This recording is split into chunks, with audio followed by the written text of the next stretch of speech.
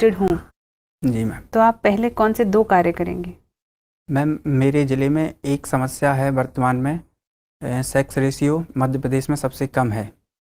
तो उसके लिए मैं प्रयास करूँगा कि अवेयरनेस फैलाई जाए और जो भी उपाय कर सकता हूँ तो उस चीज़ को सुधारने के लिए प्रयास करूँगा। और मैम दूसरा है वहाँ पर कि बेरोज़गारी की स्थिति अधिक है वहाँ पर, क्योंकि कृषि में अधिकतर लोग लगे हैं और कृषि में आर्थिक वो पिछड़ापन अधिक है। तो मैं उस चीज़ को सुधार करने के लिए मैं प्रयास करूँगा। आप अपने जीवन में सबसे ज़्यादा खुश कब हुए थे? अभी जो मैं याद कर पा रहा हूँ मैम, जब मेरा मेंस का रिजल्ट आया था। धन्यवाद विकास। Thank you ma'am. आपने अपना डीएफ तैयार किया है बढ़िया तरीके से। जी सर। अच्छा, सेवा वरीयता का जहाँ तक प्रश्न है, आपने भारतीय प्रशासनिक सेवा को 1 नंबर पे और पुलिस सेवा को 2 नंबर पे रखा है। जी सर। इसका एक एक्सटेंडेड कोरोलरी ये हो सकता है कि प्रशासनिक सेवा को आप पहले स्थान पर रख रहे हैं और दूसरे स्थान पर पुलिस सेवा को, ठीक है? जी सर। लेकिन जब मैं देख रहा हूँ कि दिल्ली अंडमान निकोबार पुलिस सेवा और सिविल सेवा का जहाँ तक प्रश्न है, पुलिस सेवा को आपने पहले रखा है और सिविल सेवा को बाद में रखा है, ऐसा क्यों? आपको याद है? Yes sir. सर इसका एक कारण, जब मैं सिविल सर्विस प्रेफरेंस भर रहा था तो मैंने जब अपने सीनियरों से बात की तो उन्होंने बताया कि दिल्ली में कमिश्नरेट सिस्टम है, तो हमें जो डिसीजन मेकिंग पावर और जो ग्राउंड पे काम करने का अवसर मिलता है वो डानिप्स में ज़्यादा होता है।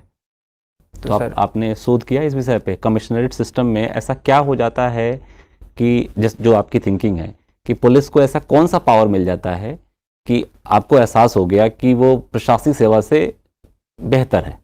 सर इसमें कमिश्नरेट सिस्टम में ये फ़र्क होता है कि वहाँ पर जो भी डिसीजन मेकिंग पावर होती है वो पुलिस पर कमिश्नर पे आ जाती है। और इसके तो अलावा बहुत लिमिटेड अंडरस्टैंडिंग है आपकी, बहुत लिमिटेड पावर्स आती हैं, मैजिस्ट्रेटियल पावर्स आती हैं, बहुत लिमिटेड।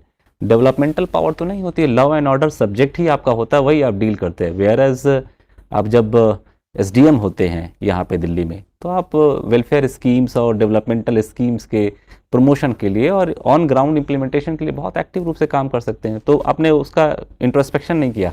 सर मुझे इस बारे में उतनी समझ नहीं थी, मैंने जैसी मुझे गाइडेंस मिली मैंने उसे चलिए, इंपॉर्टेंट डॉक्यूमेंट है, आपको कई लोगों से कम सलाह मशवरा करना चाहिए था। सर मैं माफ़ी चाहता हूँ। ठीक है। अच्छा, आप ईडब्ल्यूएस स्कीम का बेनिफिट लेना चाह रहे हैं? जी सर। आप मुझे बता सकते हैं कि 8 लाख से कम आय के अतिरिक्त agricultural land, irrigated, non irrigated और प्लॉट से संबंधित क्या क्राइटेरिया है जिसको फुलफिल करने के बाद आप इसके बेनिफिशियरी के लिए एलिजिबल होते हैं? सर 8 लाख की इनकम के अतिरिक्त इसमें 5 एकड़ कृषि भूमि है और जो म्यूनसिपैलिटी एरिया है उसमें 250 स्क्वायर फीट का प्लॉट नहीं होना चाहिए और जो नगर पालिका वाला क्षेत्र होता है उसमें 1000 स्क्वायर फीट का प्लॉट नहीं होना चाहिए। बहुत बढ़िया। अच्छा, ये बताइए कि आज अभी इस साल जो 15 अगस्त हम लोग मनाने जा रहे हैं, ये 75वीं वर्षगांठ होगी। जी सर। और अभी गवर्नमेंट सर्किल में अभी चल रहा है India@75।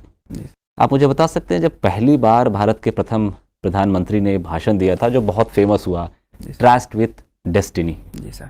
अब 75वें साल में जब हम मूल्यांकन करते हैं कि उन्होंने जिस आइडियल्स को एनविसाज किया कि हम उसको अचीव कर पाएंगे या नहीं, वो अगर मूल्यांकन करें तो कितना हम लोगों ने अचीव किया है इन टर्म्स ऑफ विमेन और चाइल्ड डेवलपमेंट?